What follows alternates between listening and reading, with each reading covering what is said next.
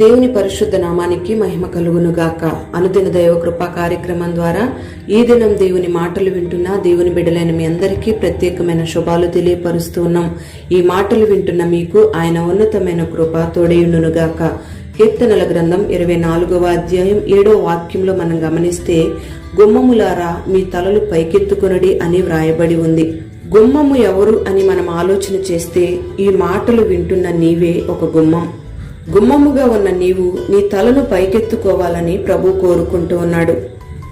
తలలు పైకి ఎప్పుడు ఎత్తబడతాయంటే, విశ్వాసము ద్వారా లోకాన్ని, విశ్వాసము ద్వారా పాపాన్ని జయించినప్పుడే తలలు పైకెత్తబడతాయి. మరి ఈ లోకంలో ఉన్న పాపాన్ని జయిస్తే సిగ్గు కలగదు, అవమానం కలగదు. తల ఎత్తి నిలబడగలిగిన ధైర్యం ప్రతి గుమ్మానికి కలుగుతుంది. అందుకే గుమ్మములారా మీ తలలు పైకెత్తుకొనిడి అని దేవుని వాక్యం సెలవిస్తుంది. 2 దేశాల మధ్య ఒక క్రికెట్ మ్యాచ్ జరిగితే గెలిచిన వారు ధైర్యంతో తలలు పైకెత్తుకొని ఆనంద సంతోషాలతో కేకలు వేస్తూ ధైర్యంగా సంచరిస్తారు. అదే ఓడిపోయిన వాళ్ళ గుంపును మనం గమనిస్తే, వాళ్ళు తలలు పైకెత్తలేక, ఇంటిలోంచి బయటకు రాలేక సిగ్గుతో అవమానంతో ఉంటారు. ఆ రీతిగానే ఈ లోకంలో యుద్ధరంగంలో ఉన్న మనము ఈ లోకాన్ని జయించినప్పుడే తలలు పైకెత్తుకొని ధైర్యంగా నిలబడగలుగుతాం.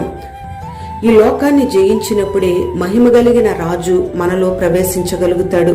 ప్రకటన గ్రంథం 3వ అధ్యాయం 20వ వాక్యంలో ప్రభు అంటాడు, ఇదిగో నేను తలుపు నొద్ద నిలుచుండి తట్టుచున్నాను. ఎవడైనను నా స్వరము విని తలుపు తీసిన ఎడల నేను అతని యొద్దకు వచ్చి అతనితో నేనును, నాతో కూడా అతడును భోజనము చేయుదును అని ప్రభు అంటాడు. ప్రియ దేవుని బిడ్డలారా, గుమ్మం ఎప్పుడూ కూడా తల వంచి నిలబడదు, తల ఎత్తుకుని నిలబడుతుంది. ఆ గుమ్మంలోంచి బయటికి వెళ్లేవాళ్లు, లోపలికి వచ్చేవాళ్లు ఎటువంటి ఆటంకం లేకుండా వచ్చి వెళ్తూ ఉంటారు.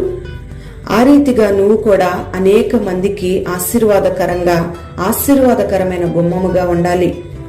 గుమ్మమైన నీలో ఉన్న హృదయం అనే తలుపును ప్రభు తట్టినప్పుడు ప్రభు యొక్క స్వరాన్ని విని ఆ తలుపు తీసే వ్యక్తిగా నువ్వు ఉండాలి. అదే పరిశుద్ధాత్మ అనుభవం. పరిశుద్ధాత్మ అనుభవం అంటే హృదయంలోకి ప్రభు వచ్చి నీలో నివసించడమే. ఆ ఉన్నతమైన అనుభవాన్ని ఈ దినాన నువ్వు పొందుకోవాలి. మరి ఈ దినాన అనేక మందిని ప్రభువు హృదయం అనే తలుపు దగ్గరకు వచ్చి తడుతూ ఉన్నప్పుడు చాలా మంది తలుపు తీయలేకపోతూ ఉన్నారు. వారి యొక్క హృదయాన్ని ప్రభువుకి ఇవ్వలేకపోతున్నారు, ప్రభువుతో జీవించలేకపోతున్నారు. ఎందుకంటే వాళ్లలో విశ్వాసము లేదు, వాళ్ళు లోకాన్ని జయించలేదు. అందుకే గుమ్మముగా ఉన్న వారి యొక్క తలుపులు వేయబడుతూ ఉన్నాయి. ఎప్పుడైతే ప్రభువు మీద విశ్వాసం కలుగుతుందో అప్పుడే ప్రభువు నీలోకి రాగలుగుతాడు. మరి నీలో ఉన్న విశ్వాసము ద్వారా నువ్వు లోకంలో ఉన్న పాపాన్ని జయించగలిగితేనే నీ తలను నువ్వు పైకెత్తుకోగలుగుతావు. మహిమ కలిగిన రాజు నీలో నివసించగలుగుతాడు. మరి నువ్వు గుమ్మముగా మార్చబడితే నీకు ఆశీర్వాదం కలిగినట్టే. ప్రియ దేవుని బిడ్డలారా, గమనించాలి. అపవాదేమో మనల్ని అవమానపరచాలని, మనల్ని సిగ్గుపరచాలని, అపజయం పాలు చేయాలని, మనం తలెత్తుకోకుండా నిలబడాలని వాడు అనేక ప్రయత్నాలు చేసి మనల్ని తలదించుకునే స్థితిలోకి నడిపిస్తూ ఉంటాడు.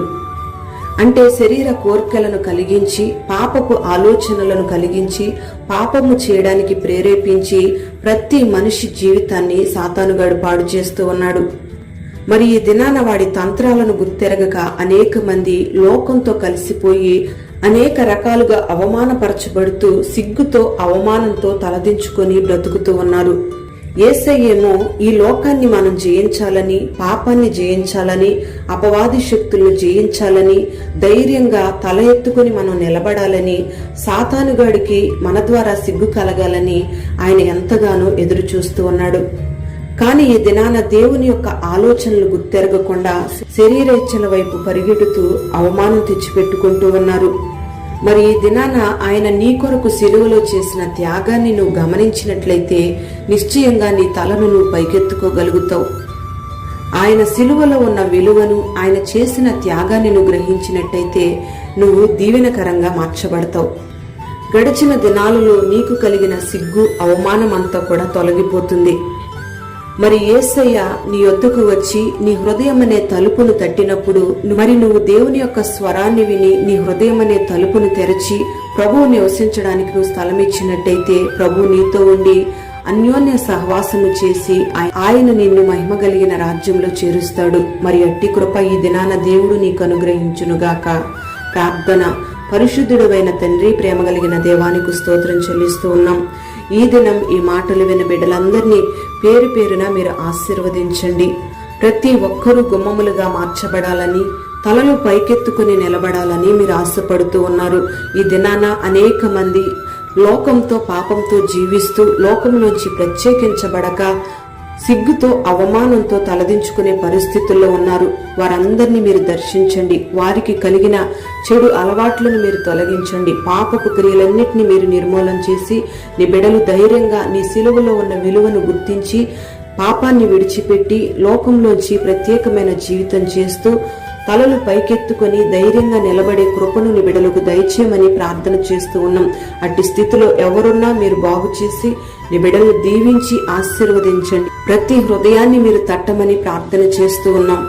మీ స్వరాన్ని విని తలుపు తీయగలిగిన అనుభవాన్ని నీ బిడ్డలకు దయచేసి పరిశుద్ధాత్మతో సహవాసం చేసే ఆ గొప్ప ధన్యతను నీ బిడ్డలకు మీరు కలుగు చేసి మహిమ కలిగిన రాజుగా నీ బిడ్డల్ని మహిమలో చేర్చుకొనమని యేసు పేరట వేడుచు ఉన్నాము తండ్రి. ఆమేన్.